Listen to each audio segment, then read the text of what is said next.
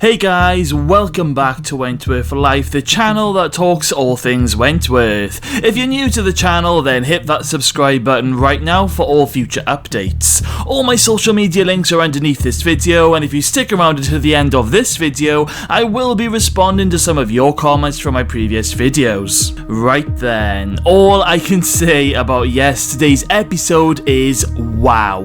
What an episode! And we're only on episode 2! Okay, so this episode just literally had everything. I laughed and I cried. In fact, I cried 3 times in this episode. And by the end of the episode, I was just totally blown away. Now, before I delve into this fantastic episode, I just want to pre-warn all of you that there are going to be spoilers and there's going to be some disturbing content that we are going to be talking about. Okay, so the episode picks up right where it left off. But before we jump into that, I just gotta say, I really like the new recap music that they are using. It's like a very haunting soundtrack that they use, and I think it's just perfect for this final season. Anyway, the episode begins and we have a screaming Lou Kelly holding Reb's dead body. Jay comes running in and looks through the door, but Lou pulls out a shiv and says that she will stab him if he comes in. In comes Linda Miles, and of course Linda enters the cell and uses the pepper spray on Lou, and a devastated Lou is taken away from Reb's body. Linda then checks Reb's pulse and Reb is indeed gone, and Reb's body is taken away. Lou is then in sickbay, and Will is saying to Lou that it's in her best interest that she has a blood test. And Lou literally just calls Will an arsehole for even thinking that she had anything to do with Reb's death. But Will says that it's in her best interest as it might be her only alibi. Meanwhile, over in Allie's unit, Sheila is trying to make out to everyone that Lou's temper has got the better of her again. Literally like trying to make out that Lou has murdered Reb in a fit of rage or something. But even Boomer turns around and says that she knows Lou is a psycho bitch, but she thought she loved Reb. Now, I'm not going to lie, guys, Sheila did really piss me off a little bit in this scene. I mean, she was trying to make out that it was some sort of domestic violent murder, so yeah, Sheila, you really like made me stressed in this scene. This next scene literally made me burst out laughing. So Vera thinks that maybe it was Ferguson who killed Reb, and when Mr. Jackson asks why would she kill Reb, Vera turns around and says Lou Kelly killed her goldfish. Like, literally I was laughing my head off in this moment. Mr. Jackson does tell Vera though that Ferguson was in the yard with Winter when he checked the CCTV. Mari then sees Sheila in the corridor and Mari is literally like, what the hell have you done? And Sheila is just like, Lou took Mendel away from me, so now Lou knows what it feels like to lose the person you love. So Mari's like, well, Lou is going to rip you apart, but Sheila makes it clear that it was her who gave her the sedatives and Sheila walks off. It's worth pointing out that Ferguson is watching in the distance at this point, and actually a little bit later on in this episode, Ferguson even goes up to Sheila and says that the Garrock or whatever that murder weapon was, Ferguson says that it was a nice choice. Like, literally Ferguson just can't help herself. So let's quickly talk about Ferguson for a moment. So Joan hears Mari crying in her cell through the night, and when Joan goes to see Dr. Miller the next day,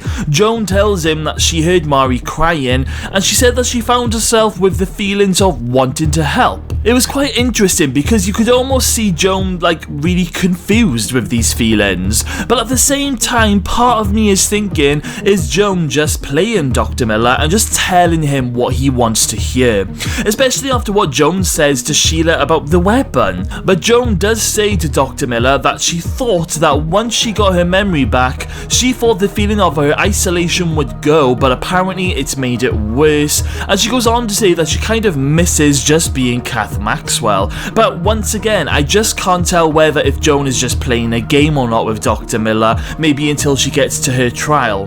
However, there was an interesting question that Dr. Miller asked Joan, and he asked her, has she ever had the desire to connect with anyone on on a human level, and this gave Joan something to think about, because in the next scene we see Joan looking at Vera when she's walking back to her unit. So did Joan have actual feelings for Vera at some point? Well, personally I think she did, especially when Joan was governor and trying to mentor Vera. And I mean, I wouldn't really go as far to say that Joan was in love with Vera or anything like that. I think that's just too strong for Joan, but I do believe that Joan did once care for Vera, like genuinely care.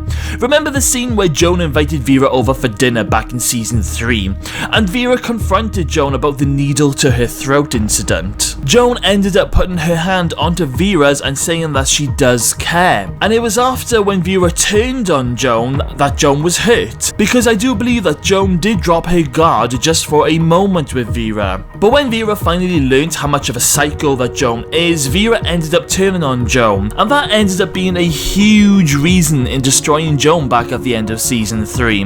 But is there still something there? I mean, Joan did want to make Vera suffer back in season 4 and season 5, but was that just Joan lashing out from the hurt? Maybe Joan is going to try and connect with Vera again in some way, I'm not too sure. I did hear a rumour that if Joan does die this year, then maybe Joan will die trying to save Vera from something in the final episode. Who knows? But this relationship with Joan and Vera is just so fascinating, I love it. Back over to Lou Kelly now, who is still in the sickbay unit, and there is this amazing tense scene where the camera pans down onto Lou's face, and my god, she looks angry.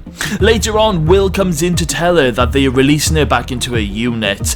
Lou asks Mr. Jackson where Reb is, and he tells her that Reb's been taken away for an autopsy, and Lou tells Will that she didn't even get a chance to say goodbye to him. When Lou heads back to her unit, she sees Ali alone in a wheelchair, and Lou grabs Ali and aggressively asks her, was it you? And Ali is like, are you insane? I mean, even Mari is there in the background saying something like, Jesus Lou, she's in a wheelchair. And Ali tells Lou that if she wanted to take revenge, she would have taken it out on her and not on Reb. But this next bit I kind of really loved, because Boomer comes up and taps Lou on the shoulder just to say Lou, but not in a nasty way. Like, Boomer tries to be sort of kind when she tries to stop Lou from shouting at Ali. Like, Boomer wasn't an arsehole, if you know what I mean. Lou then goes up to Boomer after they look at each other, and Lou is like, what are you gonna do about it, top dog? Like, Lou literally looked at Boomer and indirectly asked Boomer for her actual help.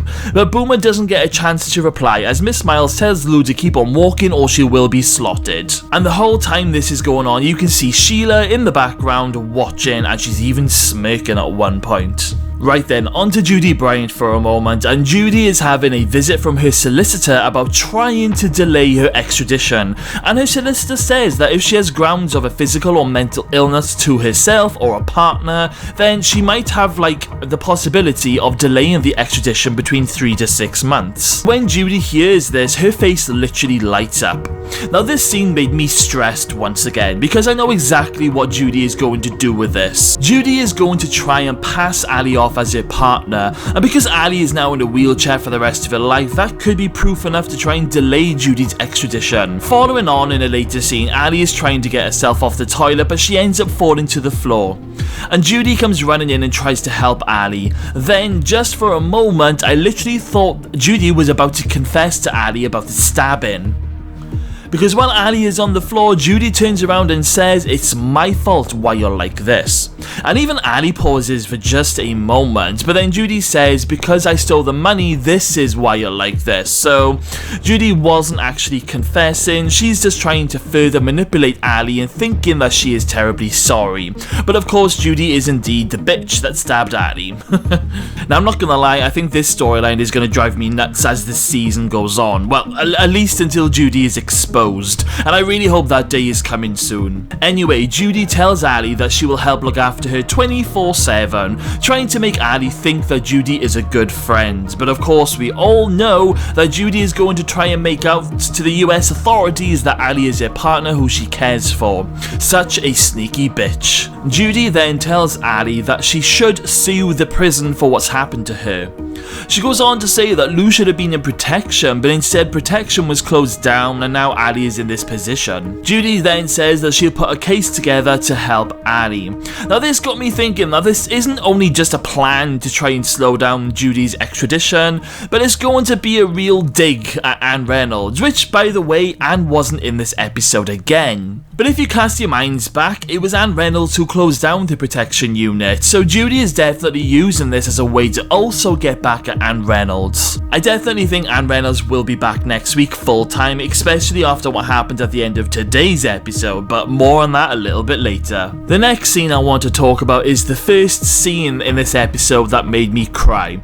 So Lou is back in the unit, but Reb's cell has been locked and taped off, and Lou is really struggling at this point. Her grief gets the better of her in the middle of the night and she starts banging on the door and screaming, waking up Joan and Mari. Mari comes running out and tries to calm Lou down, telling her that the screws will take her to the psych ward if they hear her. Lou then says that she's going to kill Novak and all her crew, but Mari tells Lou that it won't change anything, but Lou said she doesn't care. Mari tells Lou that she knows how she's feeling because of what she's been through with her son and how much of a struggle it's been for her in prison. It's at this point Lou actually asks Mari, how do you do that? Like, how do you cope? And Mari says she used heroin and she tried to get revenge, but at the end of the day you can't mask it because it's now a part of you forever. Lou then says Reb didn't even get to die in the right body, and just that line I thought was so powerful that this is what made me cry. Literally, I had tears streaming.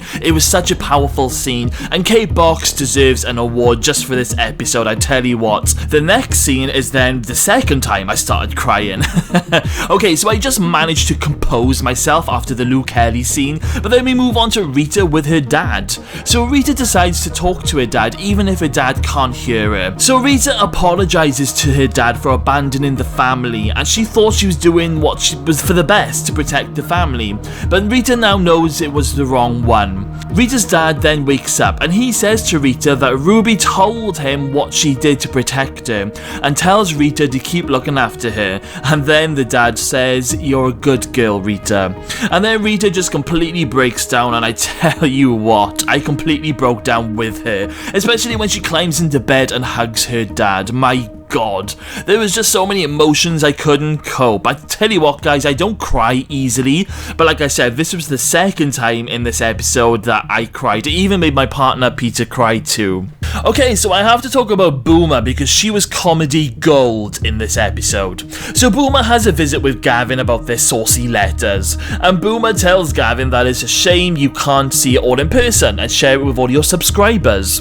And then Boomer tells Gavin that if he brings in one of those little mini cameras, she will organise a conjugal visit and then he can give it to her. So Boomer goes to Mr. Stewart and asks him if she can have the conjugal visit, but Jake is like, nice try Boomer. Conjugal visits are only for long-term partners who were together before they ended up in prison. But Boomer reminds Jake that she helped deliver his beautiful baby Grace in the middle of a shitstorm. So the least thing that he can do is help her get a route. This was just so brilliant.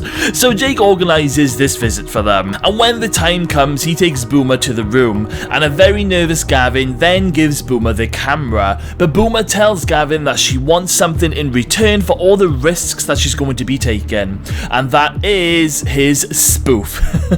We all knew it was coming guys. Oh god, no pun intended there. Okay, so Gavin is like horrified and he's like, I'm not going to fuck you, and then Boomer is like, I ain't gonna fuck you either. She just wants his spoof because she wants a baby, and Gavin is like, hell no. But then Boomer is like, well, no spoof, no videos. Oh god. Next minute, Gavin is masturbating on the bed with Boomer watching in the distance. But the conjugal visiting time is about to end, and I think they have something like 5 minutes left, and Boomer is like trying to hurry Gavin up, and she even asks him, do you need a hand? But she manages to get Gavin to, well, you know, produce the spoof by telling Gavin the officer will be in you now and hit you on the ass with a baton. And of course this sets Gavin off and he jacks it off into what looks like his sandwich bag.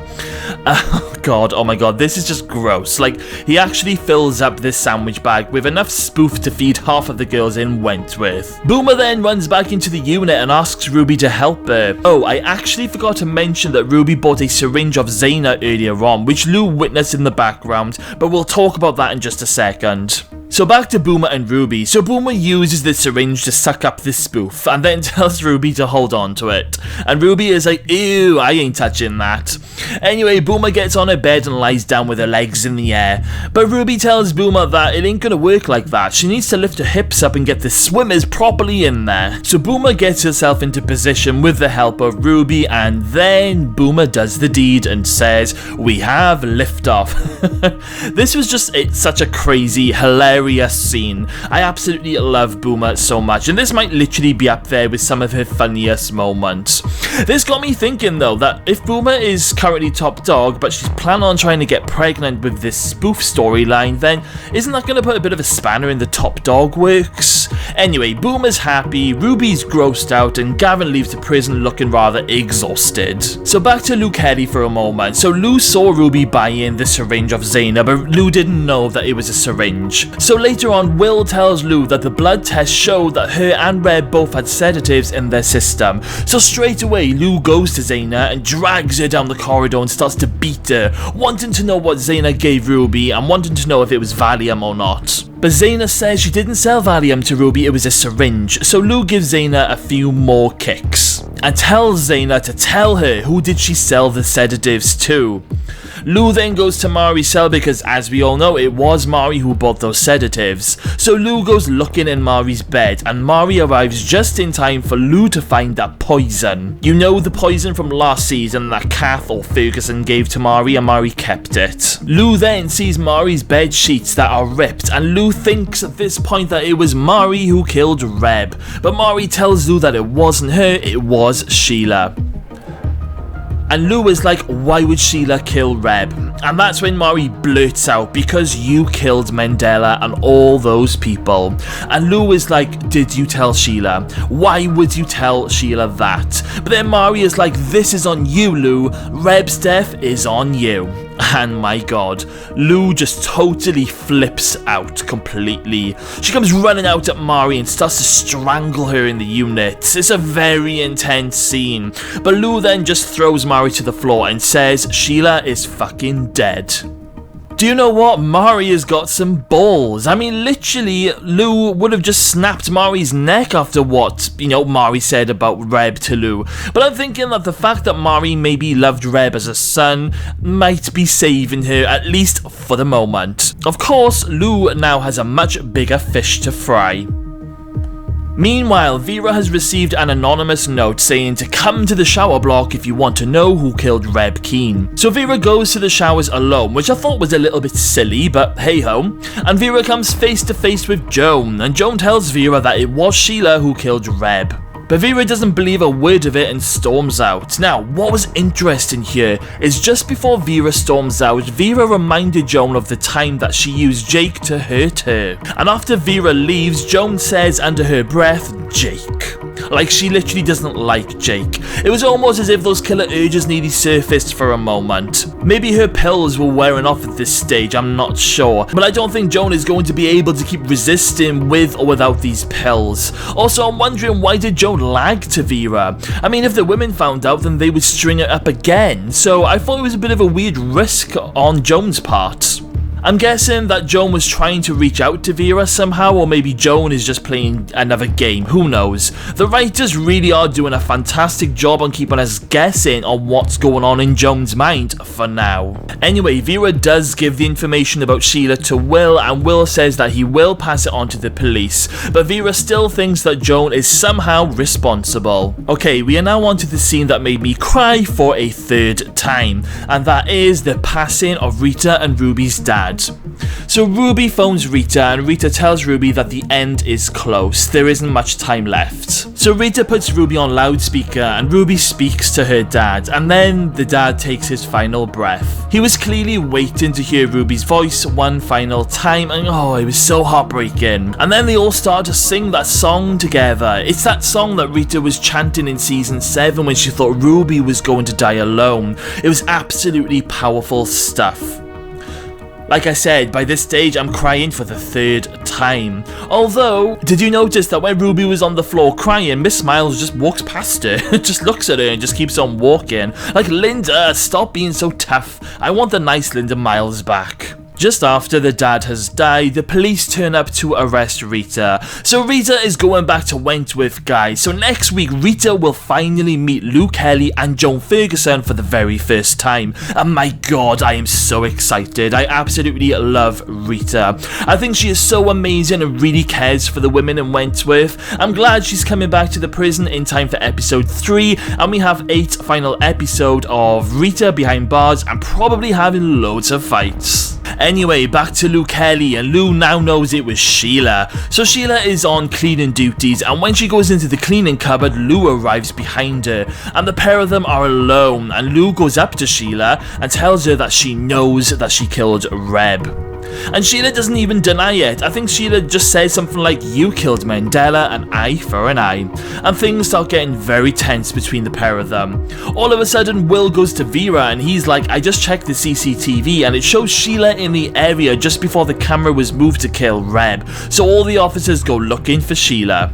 But back in the cleaning cupboard, and Lou tells Sheila that she will give her a choice. Either to drink this poison, or Lou will cut her throat. Lou says that the poison may or may not kill her, as it's not an exact science, and then Sheila turns on the waterworks just for one moment and says, "Would it make any difference if I told you I was sorry?"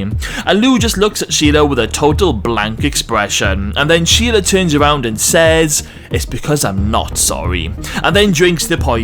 Mari then overhears from one of the officers' radios that they're all looking for Sheila, and Mari goes on the hunt. We then cut back to the cupboard, and there's some really disturbing and distressing scenes playing out. So Sheila is literally almost having a fit and convulsing and foaming at the mouth, and Lou is just sitting there watching.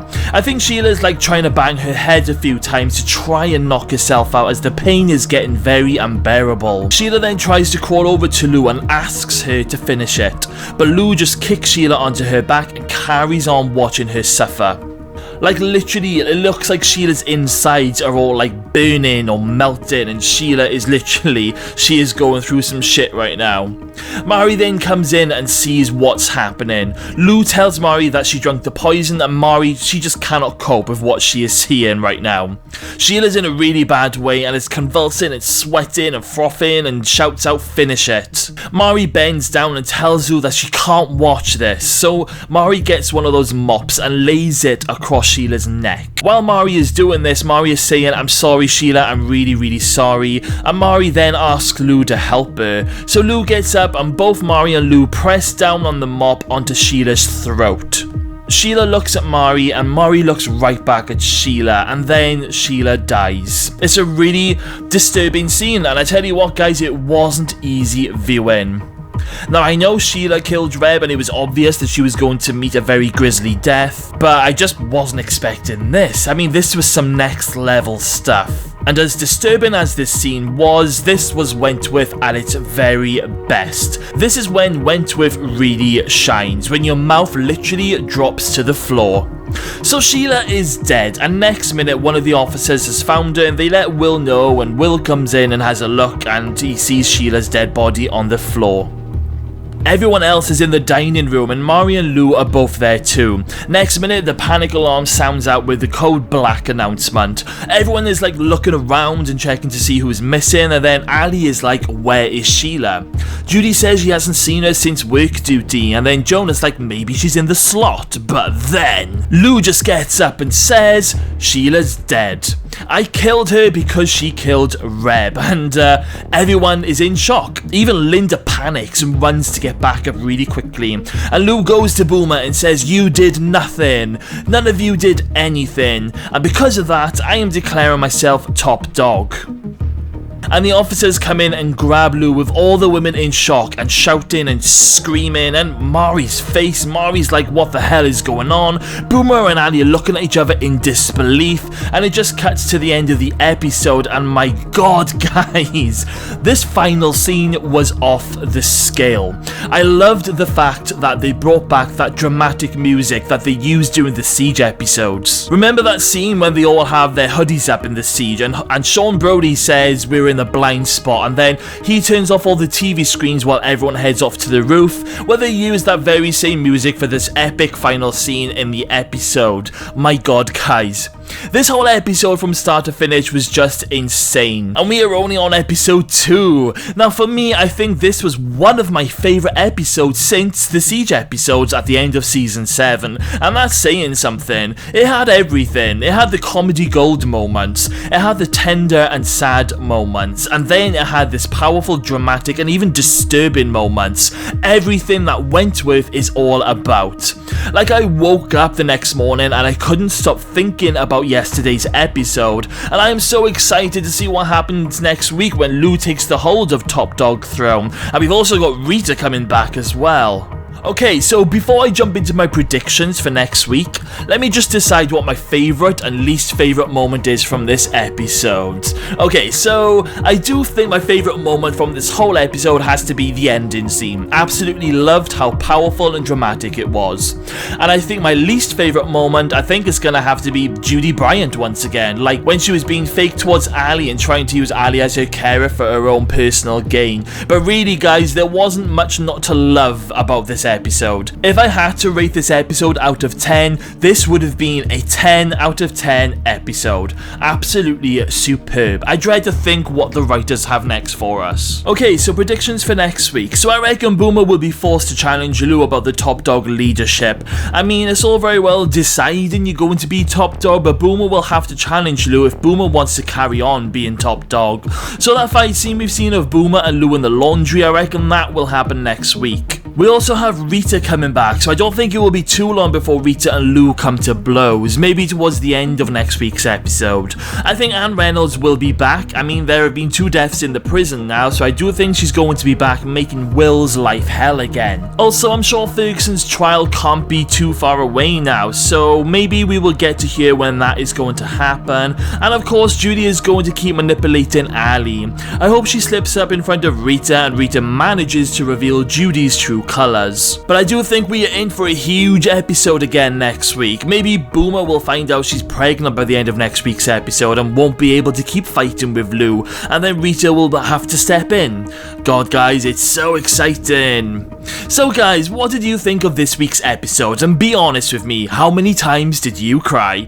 Were you shocked at Sheila's death scene, or were you disappointed? Let me know all your thoughts in the comments box below. Okay guys, it's now time for some comment replies.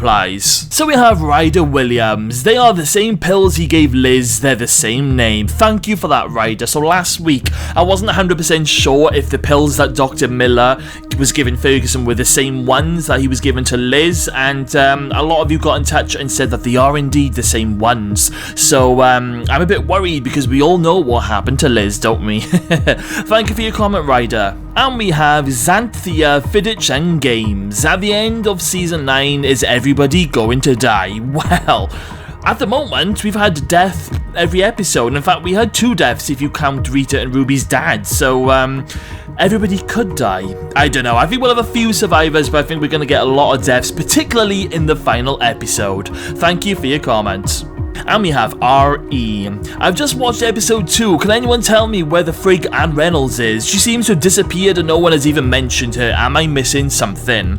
Well, I've got a feeling she's general manager. So if you remember, when Channing was general manager, he wasn't always at the prison. He kind of just dipped in and out. I've got a feeling this is just kind of the stage where we are at Anne Reynolds, but I do believe she's back next week, and then she'll probably be in all 8 final episodes.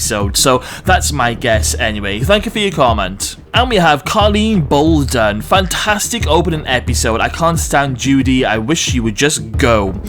Totally with you there, Colleen, totally with you, but I think the writers are doing a really good job in making us all hate, you know, Judy's character. I mean, nothing against the actress, she is doing a fantastic job, but I do think that Judy's gonna have a big, massive comeuppance, but in order to do that, the writers, they're just gonna keep making us hate Judy more and more and more before Judy finally goes out with a bang, hopefully. So yeah, thank you for your comment, and thank you all for your amazing comments. Keep them coming, as I love reading every single one of them and all of your theories. Okay guys, so that's 2 episodes down and only 8 to go now. I hope you're all enjoying the season so far, because I think it's been absolutely epic and off the scale so far. Anyway guys, that's everything for today. Now I am currently in the middle of moving home this weekend, so once again, if any new Wentworth news comes out or any new trailers over the weekend, I will try my best to get them uploaded as quickly as I can, but as some of you or all of you probably know, moving home is a stressful and busy job, but I will try my very best. Anyway guys, thank you all for sticking around until the end of the video. Make sure you smash that subscribe button, stay safe, and I'll see you all again very soon.